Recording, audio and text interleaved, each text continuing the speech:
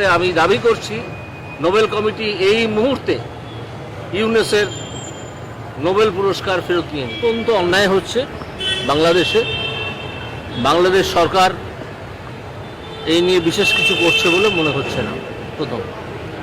দ্বিতীয় হচ্ছে, এই যে ইউনুস, ইনি নোবেল শান্তি পুরস্কারের জন্য একটা নোবেল শান্তি পুরস্কার পেয়েছিলেন। আমার মনে হয় এই ইউনুস যেভাবে বাংলাদেশকে গত প্রায় 90 দিন ধরে চালাচ্ছেন, একটা সম্পূর্ণ বেআইনি সরকার চলছে। কারণ তাদের প্রধানমন্ত্রী পদত্যাগ করেননি এখনও, সে তিনি যেখানেই থাকুন।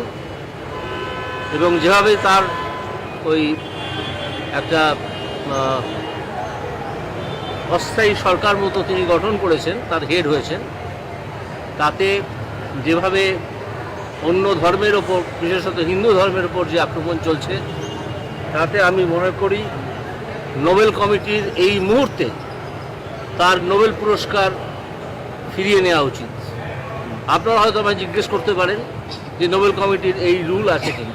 আমি বলতে পারবো না, কিন্তু একটা সাধারণ রুল আছে যে কোনো কর্তৃপক্ষ যদি কোনো একটা কাজ করতে চান, করার ক্ষমতা থাকে, তাহলে তার সেই কাজ নাকচ করারও ক্ষমতা থাকে।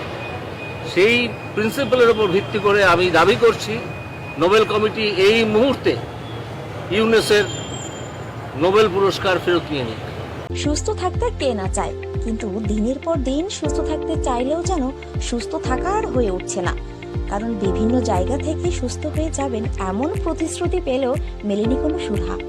আপনি ভাবছেন কোথায় যাবেন, কিভাবে সুস্থ থাকবেন, এমন নানা প্রশ্নের সম্মুখীন হচ্ছেন। কিন্তু ভাবুন তো, এমন কোনো ডাক্তারবাবুর সন্ধান যদি আমরা দিই আপনাকে, যেখানে গেলে আপনি ম্যাজিকের মতো সুস্থ হয়ে যাবেন, কেমন হবে? হ্যাঁ, আপনি ঠিকই শুনেছেন, চিন্তার কোনো কারণ নেই, সেই সন্ধান দেব আমরা আপনাকে। কথায় আছে ডাক্তার হলো ভগবান, তবে সেই ভগবানের সন্ধান কজন পায়? আজ আমরা এমন একজন ডাক্তারবাবুর অর্থাৎ ডক্টর সন্তুদের সঙ্গে পরিচয় করিয়ে দেব, যেখানে রোগী ম্যাজিকের মতো সুস্থ হয়ে যান। এটা কোনো গল্প নয়, এটাই বাস্তব।